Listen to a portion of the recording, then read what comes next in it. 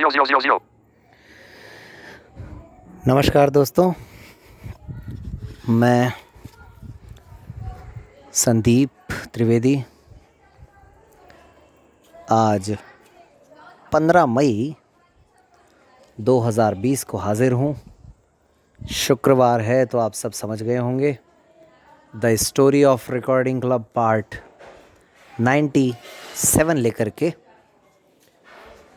दोस्तों, अंतर्राष्ट्रीय परिवार दिवस की आप सभी को हार्दिक शुभकामनाएं। आज का दिन भी यादगार है। आज ही का दिन मैं और अर्पण जी अजमेर से पिछले साल 2019 में आबू कन्वेंशन के लिए निकले थे सुबह सुबह। तो यादें जुड़ी हुई हैं, याद आ गई। खैर, वक्त काफ़ी हो गया है। ये स्टोरी बहुत पहले रिकॉर्ड हो जानी चाहिए थी, मगर पूरा एक सप्ताह कोई ना कोई कार्य रहा, इस वजह से पिछले शुक्रवार के बाद कोई भी ऑडियो आज रिकॉर्ड कर रहा हूँ यूट्यूब चैनल के लिए। तो हमारे चाहे वो व्हाट्सएप ग्रुप के साथी हों, चाहे यूट्यूब के साथी हों, सभी को एक बार पुनः हार्दिक शुभकामनाएं। दोस्तों, बात चल रही थी पहले कन्वेंशन की, जो कि रिकॉर्डिंग अजमेर के नाम से था। और पिछली बार मैंने बताया था कि कन्वेंशन के दौरान, रजिस्ट्रेशंस के दौरान कुछ ऐसा हुआ जिसकी मुझे कभी उम्मीद नहीं थी। मैंने कभी सोचा नहीं था कि ऐसा भी होता है। खैर, तो हुआ ये कि मेरे पास एक कॉल आता है और उसमें मुझे ये कहा गया कि भाई, आपके यहाँ हमने रजिस्ट्रेशन करवाया है, आपका टेक्स्ट पढ़ा हमने व्हाट्सएप वगैरह पे, अच्छा लगा, हम प्रभावित हुए और हमने रजिस्ट्रेशन करवा लिया है। और वहाँ से किसी ने हमारा नंबर लेकर के हमें कॉल किए हैं। चूँकि अब हम एक जाना माना नाम है, सेलिब्रिटी हैं, तो क्योंकि हम कविताएं लिखती हैं, हम कवयित्री हैं, तो हम सोचते हैं कि ऐसा नहीं होना चाहिए और हमारा नंबर वहाँ से शेयर नहीं हो। भाई, एक बार सुनते ही तो मैं भी थोड़ा सा सोच में पड़ गया। मैंने कहा, मोहतरमा, ऐसे तो नहीं कहा था, हालांकि आज बोल रहा हूँ कि रजिस्ट्रेशन की डिटेल मेरे पास है या स्वरूप भाई के पास है, और कोई देख नहीं सकता है डिटेल्स। तो फिर इसका मतलब अगर ऐसा किसी ने किया है तो वो हम में से और स्वरूप भाई में से ही किसी ने किया है। हम पता लगाते हैं। मैंने तो आपको किया नहीं कॉल। हाँ नहीं सर, आपने। मैंने कहा ठीक है, हम पता लगाते हैं। स्वरूप भाई से बात हुई, स्वरूप भाई ने कहा जी नहीं, बिल्कुल नहीं, नंबर भी हमने बता दिए। तो दोबारा मैंने बात की। मैंने कहा, मैडम आप दरअसल बताएं ज़रा कि मामला क्या है क्या। नहीं सर, एक्चुअली मुझे ऐसा लग रहा था कि कोई ऐसा करे, उससे पहले ही मैं आपको आगाह कर दूं इस बात को लेकर के कि भाई कोई कॉल वॉल मुझे नहीं आए। मैंने कहा, देखिए, मुझे नहीं मालूम आपका कितना अनुभव है इन सब चीज़ों का, लेकिन हमारे यहाँ पर ऐसा, क्योंकि हमारा ये पहला अनुभव है, तो हम भी कोशिश यही कर रहे हैं कि हर चीज़ जो है वो बहुत ही पारदर्शिता के साथ हो और कोई भी ऐसा कार्य ना हो जो नहीं होना चाहिए। तो बहरहाल वो हमारी बाद में काफ़ी अच्छी मित्र बनी और आप में से बहुत सारे साथी उन्हें मिले हैं कन्वेंशन में, पहले कन्वेंशन में भी मिले हैं, और उदयपुर और देवास कन्वेंशन में तो खैर वो मुख्य भूमिका में थी ही। शिखा दुबे की बात कर रहा हूँ मैं।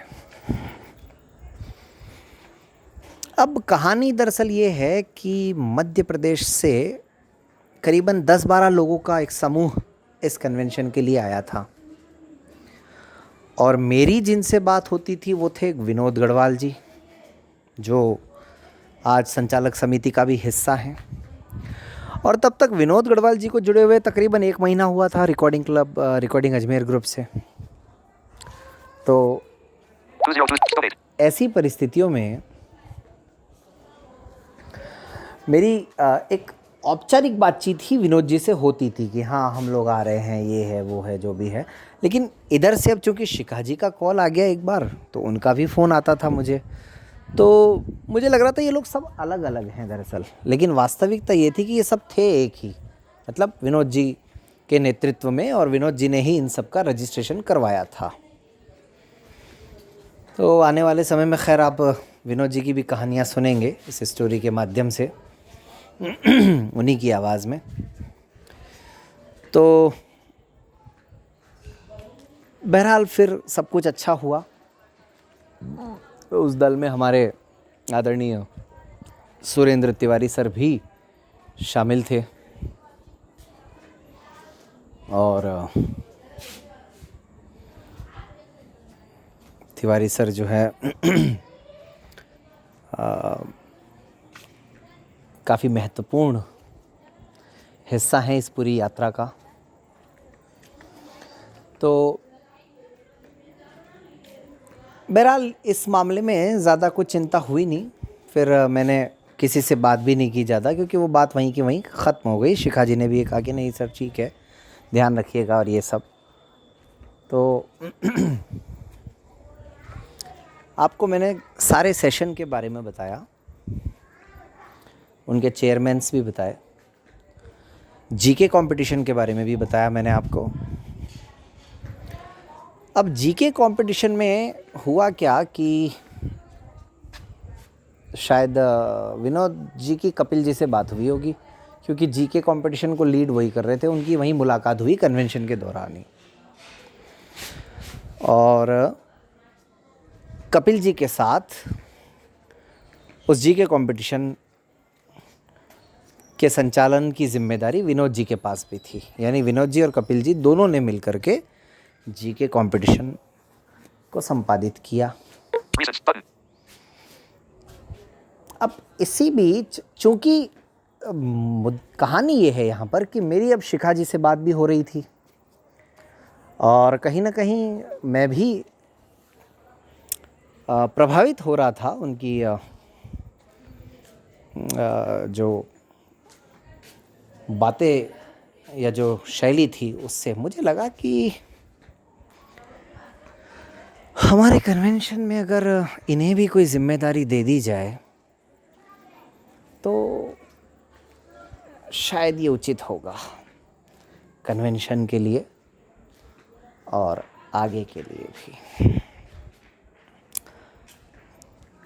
तो कार्यक्रम के दौरान मेरी शिखा जी से जब बात हुई तो हमें दिक्कत ये आ रही थी कि प्रतीक भाई का जो सत्र था कम्युनिकेशन स्किल्स वाला, उसमें हम किसको मॉडरेटर बनाएं।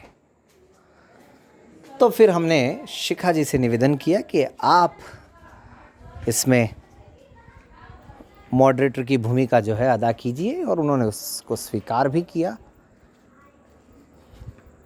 और कहीं ना कहीं मैं ये देखना चाहता था कि ये इस भूमिका को किस कदर अदा करती हैं, क्योंकि भाषा और संप्रेषण से संबंधित ही ये सत्र था। तो उन्होंने काफ़ी अच्छे से उसको निभाया, और उसका परिणाम ये हुआ, चलो ये मैं बाद में बताऊंगा कि उसका परिणाम क्या हुआ। बहरहाल अभी तो हम कन्वेंशन की कहानियों पर ही विचार कर रहे हैं। इतनी बातें हैं कि क्या बताएं क्या छोड़ें, कुछ समझ में नहीं आता है। बहरहाल जैसा कि मैं बार बार कह रहा हूँ कि ये पहला कन्वेंशन था, तो हमारा प्रयास भी यही था कि इस कार्यक्रम की हर एक बात यूनिक हो। हम लोग हर काम वो करें जो मतलब ऐसा लगता था कि यादगार बन जाए। इसी के तहत प्रस्ताव ये आया हमारी टीम में से ही कि भाई जो वक्ता हैं उन सबको स्मृति चिन्ह भी देना है। ठीक है, स्मृति चिन्ह का पता लगाया गया कहाँ बनते हैं, वहाँ भी पहली बार जाना हुआ। लेकिन जयवंती मैडम के साथ हमारी एक रीडर थी उस समय, कविता बनर्जी, आज भी हैं, तब भी थी। और मुख्य रूप से ये दो ही रीडर थे हमारे पास, कविता और Jayvanti madam. Jayvanti madam books की रिकॉर्डिंग किया करती थी और कविता उस समय राजस्थान पत्रिका न्यूज़पेपर की रिकॉर्डिंग कर रही थी लगातार। तो विचार ये आया मन में कि भाई ये स्मृति चिन्ह भी जब सबके ड्राइंग रूम में जाना है तो फिर ये भी यूनिक होना चाहिए। कविता ने कहा कि सर मैं पेंटिंग वगैरह भी अच्छी कर लेती हूँ। ठीक है, तो कविता के साथ बैठ कर के हमने पहले ये तय किया कि इंटरनेट पे कुछ ऐसा ढूंढा जाए जो बहुत यूनिक हो, क्योंकि मैं ये चाह रहा था कि लुई ब्रेल साहब की तस्वीर उस पर लगवाई जाए और वो भी उभरी हुई आकृति में, लेकिन ये संभव नहीं था। जब पता चला कि ये संभव नहीं है, फिर क्या करें, तो एक तस्वीर ऐसी खोजी गई, कविता ने ही ढूंढी वो, जिसमें ब्रेल लिपि में कुछ लेटर्स भी लिखे हुए थे और जो ब्रेल में लिखा हुआ था वही साइटेड वाली जो भाषा है उसमें भी लिखा हुआ था। यानी साइटेड व्यक्ति भी उसको देख सकता है और उसको समझ सकता है कि ये ब्रेल में ये चीज़ ऐसे लिखी जाती है। और लुई ब्रेल साहब की तस्वीर भी थी और साथ में उसमें हमने माइक्रोफोन एक लोगो के रूप में, और उस समय लोगो भी स्वरूप भाई ने ही डिज़ाइन करवाया था, तो वो लोगो भी हमने लगा दिया। ऐसे करके वो बड़ा यूनिक आइडिया हो गया। और जब वो हमने दिखाया मोमेंटो बनाने वालों को, तो उन्होंने कहा ठीक है ये हो जाएगा, हम तस्वीर में लगा देंगे, इसमें मोमेंटो में लगा देंगे, इसका प्रिंट निकाल के कंप्यूटर से, लेकिन ये उभरी हुई आकृति में नहीं होगा। हम समझ गए कि हाँ ये संभव नहीं है। लेकिन जब वो बना और बन करके जब तैयार हुआ तो उसकी भी अपनी कहानी है, वो आगे मैं बताऊंगा। इसी बीच में जब बात चल रही है कि सब कुछ यूनिक हो, तो कविता ने जैसा कि कहा कि मैं पेंटिंग भी करती हूँ, तो फिर हमने कहा यार स्टेज पर हम कुछ ऐसे पोस्टर्स भी लगाएं जो उस पोस्टर में भी अपने आप में कोई कहानी हो।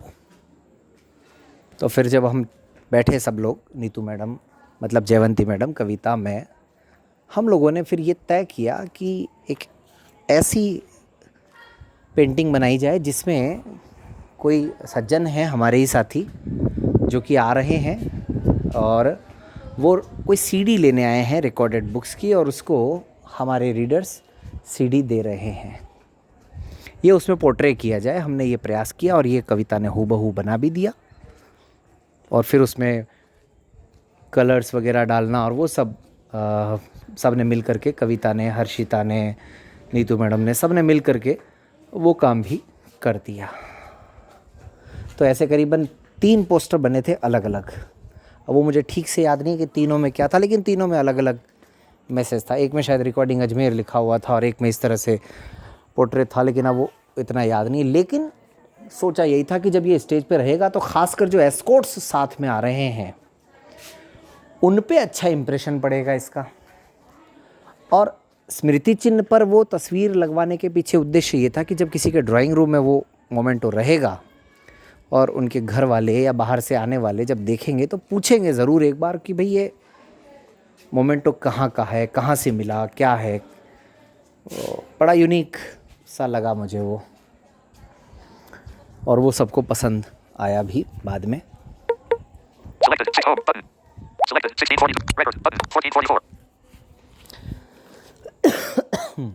तो इसी बीच में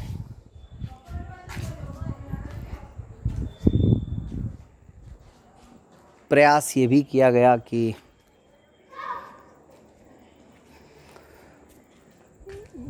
जो वहाँ की परिस्थितियाँ थी, जिस जगह हमारा ये कार्यक्रम होना था, हमने सोचा कि जो हमारे ख़ासकर स्पीकर्स हैं या कुछ ऐसे लोग जो आगे तक हमारे साथ जुड़े रहने वाले हैं या अपनी फैमिली के साथ आ रहे हैं, उनके लिए हम कुछ अलग व्यवस्था करें। तो वहीं पे पीपानंदा आश्रम के सामने ही प्रेम प्रकाश आश्रम था, वहाँ पर थोड़े रूम अच्छे थे, उनको बहुत नॉमिनल कॉस्ट पे वो हमें 250 रुपये के हिसाब से मिल गए। और उसमें अच्छी बात ये थी कि ज़्यादातर साथियों ने वहाँ का जो रेंट था वो दे दिया था, तो हम पर बहुत ज़्यादा बर्डन नहीं पड़ा था। कुछ 2-3 कमरों को छोड़ करके हम पे ज़्यादा बर्डन नहीं पड़ा था। तो ये व्यवस्था भी, क्योंकि हमने जो व्यवस्था की थी पीपानंदा में, वहाँ पे ये व्यवस्था थी कि गद्दे लगेंगे, सबको नीचे सोना है। और कुछ ऐसे प्रतिष्ठित लोग थे हमारी टीम में से भी, जैसे सूर्य सर हो गए या आकाशदीप अरोड़ा जी हो गए या फिर तिवारी सर हो गए, इस तरह से कुछ लोग ऐसे थे। तो हमें ये अच्छा नहीं लग रहा था कि भाई उन लोगों के लिए भी हम कॉमन व्यवस्था ही करें। एक अच्छी बात ये थी कि जो जगह हमने देखी थी उसमें हर रूम में अटैच लाइट बाथ थे। हालांकि कार्यक्रम से पहले या उस जगह को देखने से पहले हमने सोचा नहीं था कि ऐसा होना चाहिए, लेकिन जब वो रूम हमने देखे और प्रैक्टिकली जब इस बात को सोचा कि हर रूम में अगर अटैच लाइट बाथ होते हैं तो सुबह तैयार होने में बड़ी आसानी होती है। तो ये अपने आप में एक यूनिक आइडिया हमें मिला हमेशा के लिए। उसके बाद हमने प्रयास यही किया ज़्यादातर समय कि हम ऐसी व्यवस्था जुटा पाएँ। हालांकि देवास में हम नहीं जुटा पाए, कोशिश हमने पूरी की, और उदयपुर में कुछ जगह हम जुटा पाए, कुछ जगह नहीं जुटा पाए। अलग अलग ब्लॉक्स में बिल्डिंग वो बटी हुई थी, लेकिन अगेन आबू में हमने यही व्यवस्था रखी। तो ये आइडिया दरअसल वहाँ से मिला था, और जो बिल्डिंग हमने देखी, उस बिल्डिंग को देखने के बाद हमें लगा कि यार हमेशा कोशिश यही हो कि जहाँ भी हम कार्यक्रम करें वहाँ हर रूम में अटैच लाइट बाथ की व्यवस्था तो हो।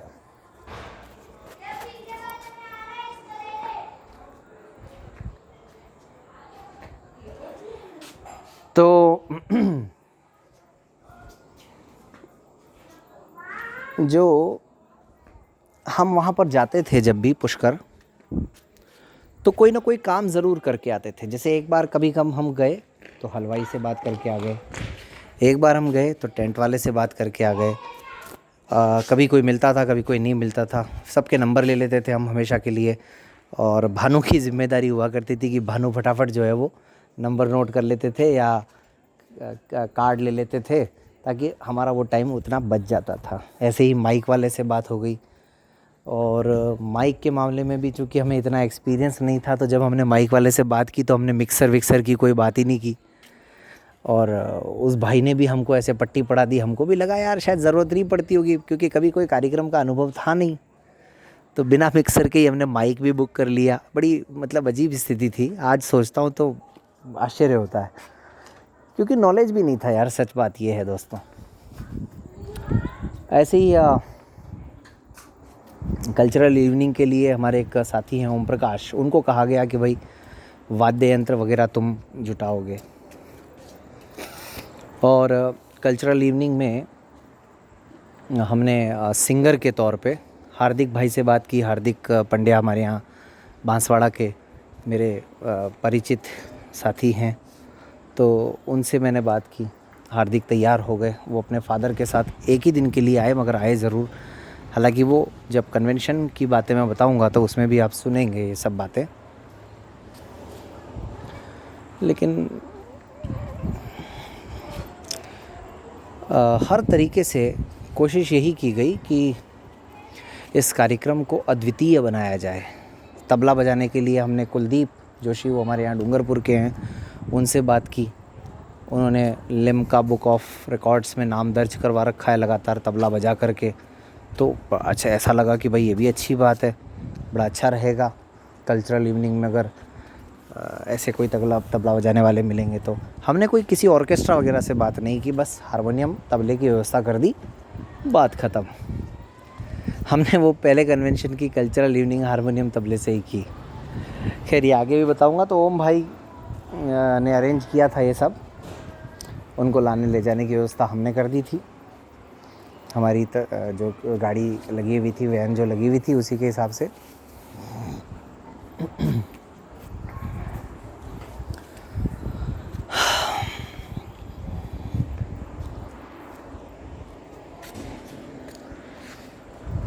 आप कल्पना कर सकते हैं दोस्तों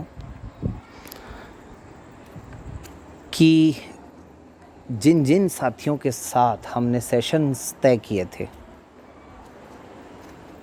उनमें से एक साथी को जब हम इनवाइट करने जाते हैं, वो भी सबसे पहले, और वो भी कार्ड के साथ, हमने कुछ कार्ड भी छपवा लिए थे। कन्वेंशन में आना तो छोड़िए, वहाँ हमें बैठने तक के लिए नहीं कहा गया। आपके लिए यकीन मानना मुश्किल होगा, और बड़े ही महनीय, बड़े ही प्रतिष्ठित व्यक्ति द्वारा जब ऐसा किया गया, तो एक बार को लगा कि इंसानियत कहीं है या नहीं है। लेकिन वो कहानी अगले एपिसोड में बताऊंगा। आज इजाज़त दीजिए, धन्यवाद।